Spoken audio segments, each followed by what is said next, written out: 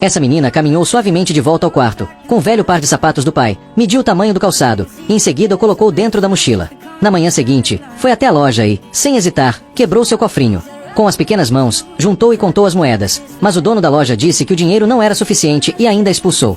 Aproveitando o momento em que o homem varria os cacos, deixou a mochila de lado, tirou o casaco e correu até o banheiro. Pegou um balde e um esfregão, limpando o chão com destreza e removendo a poeira do armário de sapatos com extremo cuidado. Os clientes que passavam elogiavam a dedicação daquela pequena garota. Ao terminar de limpar cada par, deixava ao lado um pequeno tsuru de papel, como um gesto de gratidão. Quando a faxina terminou, o dono se aproximou e perguntou o tamanho do calçado do pai dela, e a menina retirou da mochila o galho que havia usado como medida.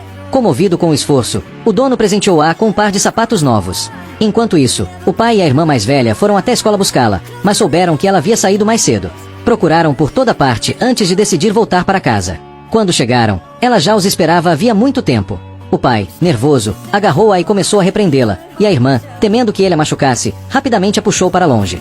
Mas, ao ver os sapatos que ela trouxe, o homem foi tomado por uma culpa profunda. A filha se esforçou tanto para lhe dar um presente, e ele a havia recebido com gritos. A irmã sugeriu que fingissem não ter visto o presente e refez a embalagem exatamente como estava. O pai olhou para a filha mais velha e disse que, se algo acontecesse com ele, ela deveria cuidar bem da irmãzinha, e ela concordou. Na manhã seguinte, bem cedo, a menina levou o presente ao pai com todo cuidado, desejando-lhe feliz aniversário e pedindo que não ficasse bravo.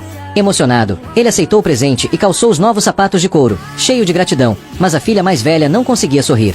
Ela sabia que o pai estava gravemente doente e que, por falta de dinheiro, ainda não havia procurado tratamento. Disfarçando a dor, ele disse que precisava resolver algo e prometeu trazer um bolo bem doce quando voltasse. Foi procurar seu próprio pai, um rico senhor, mas não mencionou a situação difícil em que vivia, apenas pediu que, se algo lhe acontecesse, cuidasse das netas. O velho, com desdém, acreditou que o filho só queria dinheiro. Quando finalmente entendeu o que estava acontecendo, já era tarde, o filho havia partido. O homem olhou para o bolo caro que havia comprado e, mesmo com o coração apertado, decidiu levá-lo para agradar as filhas. No caminho de volta, porém, a doença piorou, e ele, cambaleante, atravessou a rua sem perceber o perigo.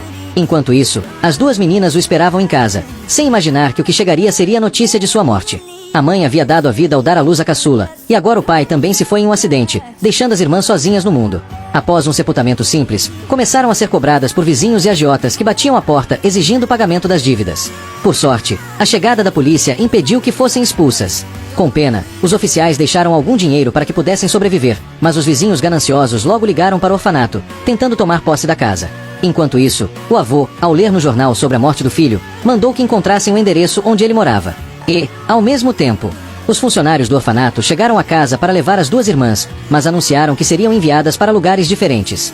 Para não se separar da irmãzinha, a mais velha decidiu fugir e ir até a cidade em busca do avô. Levaram apenas uma foto antiga dele e amarraram as alianças dos pais em uma corda, cada uma usando uma no pescoço como lembrança. Elas escaparam pela janela e correram pela rua escura, mas, ao saírem, cruzaram o caminho do próprio avô, um homem que nunca haviam conhecido. Aquele breve desencontro mudaria o destino das duas para sempre. Enquanto esperavam o ônibus, foram cercadas por alguns delinquentes. Ao ver a irmã sendo importunada, a menor pisou com força no pé de um dos agressores, mas outro aproveitou a confusão para roubar a carteira delas.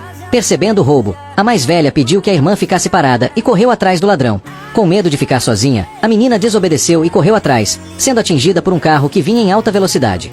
O motorista, temendo ser responsabilizado, levou a garota consigo, mas, em vez de levá-la ao hospital, levou-a para sua própria casa. Enquanto isso, a irmã, tentando recuperar a carteira, chamou a atenção da polícia.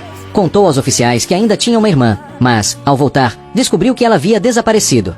Desesperada, começou a perguntar por todos os lugares até ser levada de volta à delegacia. Coincidentemente, os assistentes do avô chegaram ali perguntando pelo paradeiro das meninas. Com medo de ser enviada ao orfanato, a mais velha pulou pela janela e fugiu. Mais uma vez, cruzou o caminho do avô, e novamente sem reconhecê-lo. Enquanto isso, a garota ferida foi mantida pelos responsáveis pelo acidente. Depois de tratarem seus ferimentos de forma superficial, decidiram ir à escola em busca de informações sobre o avô e acabaram descobrindo o endereço dele. A menina despertou após um dia inteiro inconsciente, mas havia perdido completamente a memória, nem mesmo lembrava o próprio nome. Tudo que tinha consigo era um anel gravado com o nome da mãe, o que deixou o casal dividido entre alívio e culpa. Depois de muita hesitação, decidiram levá-la até a estação de trem e deixá-la sozinha ali. O homem a empurrou para o meio da multidão e foi embora sem olhar para trás. Quando as pessoas começaram a se dispersar, ela percebeu que estava sozinha. Você perdoaria quem fizesse isso com uma criança? Curta e comente parte 2.